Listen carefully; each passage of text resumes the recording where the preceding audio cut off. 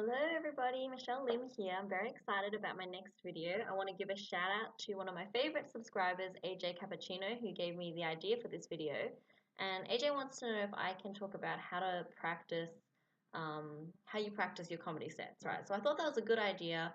And I also want to talk about how to write a comedy set as well, like how you order your jokes. But first, I wanted to give a special shout out to my new subscribers who I have a few today, which is really awesome. I haven't done this for a while. So Jesus, Freddie, oh man, I can't read my own writing. Shreyan, James. Now, is it side ad or I thought it might be like Siadi?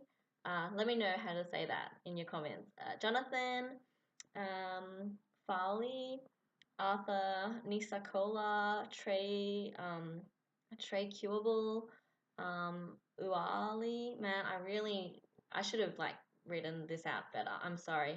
Mikhail, Blodko, Zanny, Carl, John. Special shout out to John because we had a good conversation. So thank you, John, for commenting on my videos. That's awesome. Kylie, Farah, and Zine. Aiden and Manuela as well. So thank you so much for subscribing. I'm very excited that you guys are subscribing and you want to know more about comedy. As always, if you have any suggestions on content that you want me to write, let me know because sometimes I just kind of go through phases where I feel like I've said everything that I want to say. Like I don't know what you guys want to learn about. So if you have any questions, please let me know. Then I can come up with videos for you guys. So that's really exciting. So today I wanted to talk about two things stemming from how to practice your set. So the first thing I wanted to talk about was how to write a set because for me, when I see comedy, which I really like, it's just so awesome how they pull everything together. You know, like have you ever been to a comedy show and you think, oh my God, it was so great. It was just like a massive story. Everything fit in really well. Everything flowed awesome.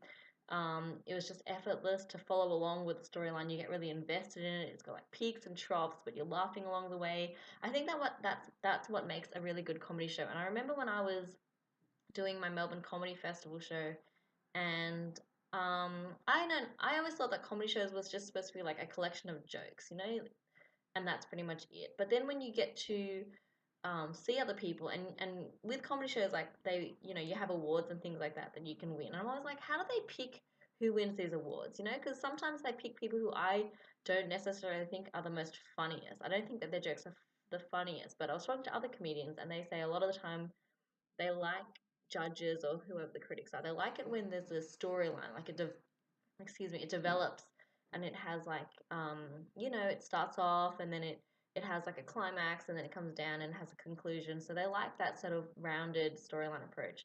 And obviously when you're starting out and you're only doing short gigs, you can't do that, but I still think that the flow of your jokes is very important. So okay, also very exciting, which I'm sorry that this video is a little bit late, AJ, but usually I procrastinate and I don't make any videos for a really long time. But this time it's been really good because I actually had a gig before I got a chance to make this video. So now you guys have homework. So your homework is to go watch the gig that I just did, which is my first gig in San Francisco. And then we're going to talk about it in this video and the next video that I'm going to do as well. So go watch that, come back, and then we'll talk about my stuff. So with my jokes are basically a collection of true stories mainly, or like stretches of the truth. Like something might happen and then it might inspire me to write a joke about it. And I like to order my jokes around different themes because that helps me remember my jokes and it also helps with the flow of my set as well. So if you look at the San Francisco gig that I just did, I'm sorry, I'm reading notes here. Okay, so basically I have here my notebook of like all the jokes that I had thought of about America. I just wrote them all down randomly as they came to me from my other notebook, which I have my other jokes in. I have a lot of notebooks with jokes in it. Basically, so these are all my jokes that I have, right? I just wrote them down randomly and I was trying to figure out how to order them. So in my notebook, these are the topics that my jokes are around. So I had an Uber Sprint joke, I had an anti-rape joke, a joke about soy milk, a joke about Columbus, a joke about Alcoholics Anonymous, a joke about healthcare, basically. And then I had a joke about the best feeling in the world, my trip to Japan, why I moved to America. I had a joke about like living in San Francisco, and then I had a joke about like Tinder and my one of my really good friends, Nikhil. So those are the jokes that I had. And what I wanted to do was I wanted to group them into topics or like themes basically. So So then, this is my finalized jokes set list, right? So I started off with like moving to America, and I thought, okay, I'm gonna group all the jokes about America together because that makes sense. It's like a chronological order, makes sense. So I did moving to America. I started off with my joke about Columbus because I knew that that joke did pretty well last time, and it's always really good to start off with like a strong joke so that the audience is on your side. And then because Columbus, I'm talking about restaurants, I thought I'd do my other restaurant joke, which is my Alcoholics Anonymous joke. So I did that joke. And then I moved on to my joke about healthcare in America, and then I tied it in with saying like, well, people always want to know like, why did I move to America, and now I'm not so sure. And then I did my joke about healthcare, and then I did my joke about Disneyland, San Francisco, and what it's really like to live in San Francisco. And then I did like two more jokes about living in San Francisco, basically. So they're all grouped together. So the first joke was, well, all of these jokes about America and why I'm living here now. Okay, then I moved to the second part of my set, which has nothing to do with America. And I started off with my anti-rape joke, which I really like. I think it's a great joke. And I kind of just changed gears, and I was like, well, whatever. These are my new jokes, which you don't have to do. You can, I guess, you could tie it in. Like I could have tied it in with Brotopia, which I was talking about before, but I think I kind of did a little bit anyway. So I talk about that. And then I talk about the best feeling in the world. So again, it's a little bit segmented, but I try to have sentences which kind of link them together so it's not super disjointed to my audience.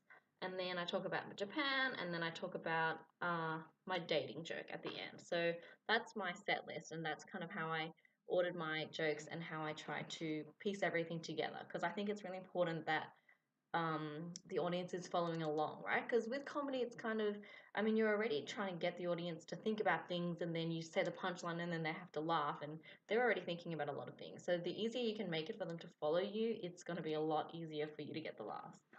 Okay, so that's the first part of my video. The second part of my video is about practicing your set, which is what AJ was talking about. So once you have your set, obviously you need to practice it. And if I'm just practicing for like a short gig, then I usually just like write my jokes down word for word. If I've not done them before, then I write my jokes down word for word with the exact wording that I want to use. And remember, this is very important. If you haven't seen my video on how to write a joke, go watch that and come back. So basically, it's really important because you want to be able to tell your jokes in as few words as possible, and you want to keep it concise so that the audience gets the whole picture, but it's not super verbose and wordy so that they're not getting confused about it.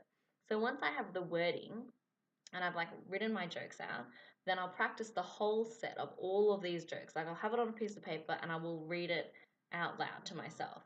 And it's very important that you read it out loud and you stand up and you hold like a brush or something in your hand. So you're practicing as close as possible what it's going to be like on stage. Like you can't just read it out in your head because you need to practice saying the words. Otherwise, when you're on stage, it's going to be really hard to enunciate and you'll be like tripping over the words and stuff. So you want to make sure you're very comfortable with standing up, holding the microphone, and saying all your jokes out loud and being used to your own voice. I remember when I first started comedy, I was like it was super weird to hear my own voice, even though I love the sound of my own voice. How crazy is that? So yeah, so stand up, say your jokes out loud, and practice like the pausing, practice saying it quite slowly, because I know that when you're on stage you get really nervous and you might speed up a little bit. Practice the pausing, practice your pacing, and practice like the tonality and things like that as well.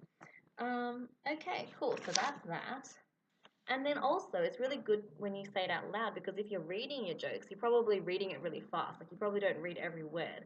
Whereas when you're saying it out loud, you're accounting for every word, and that's really important when it comes to timing, because when you're on stage, you probably only get like 5 minutes, or you might get 3 minutes, and you want to make sure that you've got enough time to say all your jokes, because there's nothing worse than being on stage and you're in the middle of like your best joke. You've saved your best joke for last. You're in the middle of it, and then the red light starts flashing, and then you get all flustered and you have to like cut it really short. So you want to make sure that you say all your jokes out loud so that you have enough, so you know what the timing is, so that you're confident that you can say all the jokes that you want to say in the allotted amount of time. Okay, so that's pretty much it for practicing your jokes and your set. I hope that answers your question, AJ, but if you have any follow-up questions, let me know. And if I was doing like a festival show, which is like a 45-minute show or an hour show, I pretty much do the same thing, but I write out all my jokes word for word in a massive Word document. I print it out, and then I will like read it out and record myself. Because it's like 45 minutes, right? Like, so I have to train myself to remember all of this stuff, and then I'll listen to it when I'm on the bus on the way to work, or if I'm going out for a run or something like that, to really like drone it into my memory.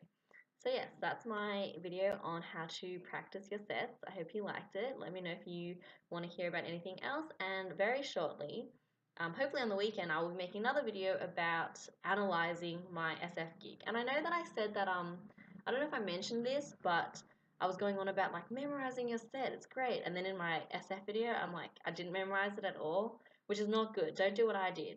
But I just did that so you guys could learn from my mistake. And also, that was like a very short, like last minute gig. So usually I would try to like remember my gigs. Anyway, that's all from me. Have a great rest of your day, and I will see you later. Bye.